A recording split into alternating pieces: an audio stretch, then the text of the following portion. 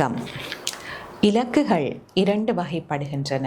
ஒன்று வாழ்க்கையில் இருக்கும் இலக்குகள், அடுத்ததாக வாழ்க்கையின் இலக்கு. இந்த வாழ்க்கையில் இருக்கும் இலக்குகள் தர்மம், அர்த்தம், காமம் இவற்றை உள்ளடக்கியதாக இருக்கும்.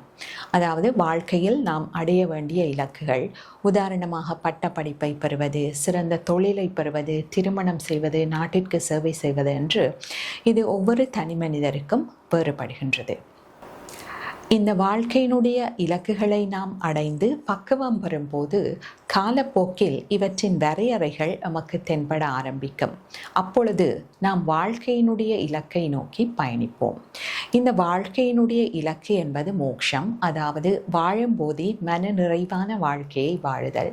இதற்கு நாம் முறைப்படி குருவை அணுகி சாஸ்திரங்களை கற்று இதனை நாங்கள் அடைந்து கொள்ள முடியும். நன்றி.